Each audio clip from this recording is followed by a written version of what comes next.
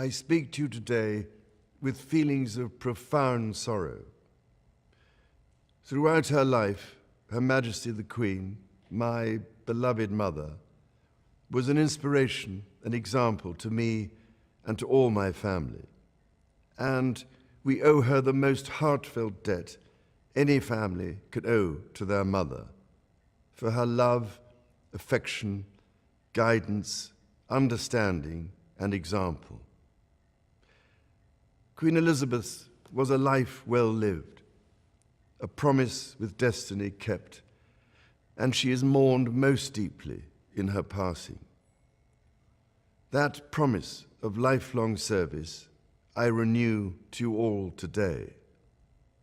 Alongside the personal grief that all my family are feeling, we also share with so many of you in the United Kingdom, in all the countries where the Queen was head of state, in the Commonwealth and across the world, a deep sense of gratitude for the more than 70 years in which my mother, as Queen, served the people of so many nations.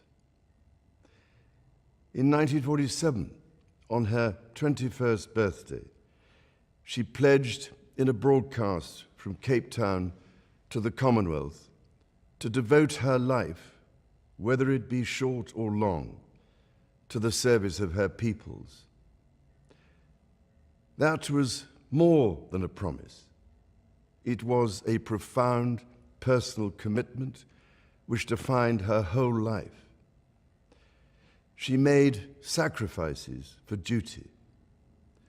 Her dedication and devotion as sovereign never wavered through times of change and progress, through times of joy and celebration, and through times of sadness and loss. In her life of service, we saw that abiding love of tradition, together with that fearless embrace of progress, which makes us great as nations. The affection, admiration, and respect she inspired became the hallmark of her reign.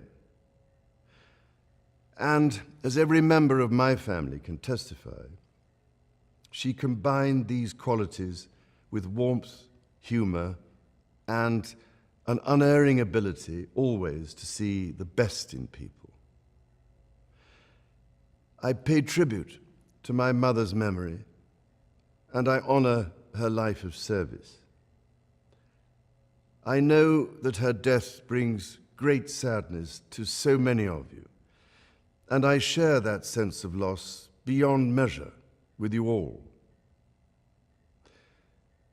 When the Queen came to the throne, Britain and the world were still coping with the privations and aftermath of the Second World War, and still living by the conventions of earlier times.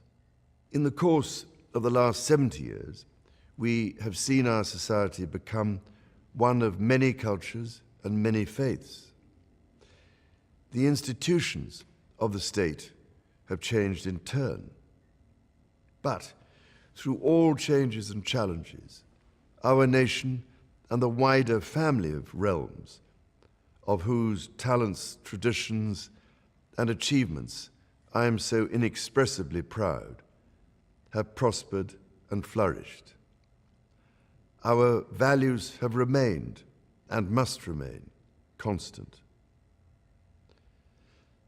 The role and the duties of monarchy also remain, as does the sovereign's particular relationship and responsibility towards the Church of England, the church in which my own faith is so deeply rooted.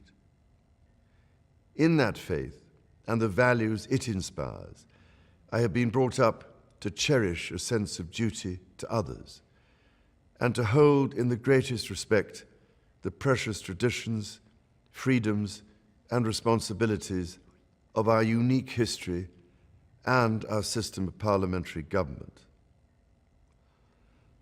As the Queen herself did with such unswerving devotion, I too now solemnly pledge myself throughout the remaining time God grants me, to uphold the constitutional principles at the heart of our nation.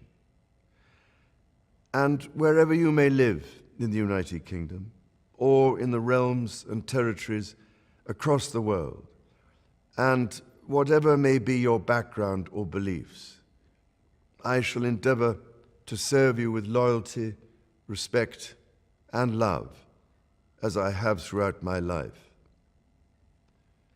My life will, of course, change as I take up my new responsibilities. It will no longer be possible for me to give so much of my time and energies to the charities and issues for which I care so deeply. But I know this important work will go on in the trusted hands of others. This is also a time of change for my family. I count on the loving help of my darling wife, Camilla. In recognition of her own loyal public service since our marriage 17 years ago, she becomes my Queen Consort. I know she will bring to the demands of her new role the steadfast devotion to duty on which I have come to rely so much.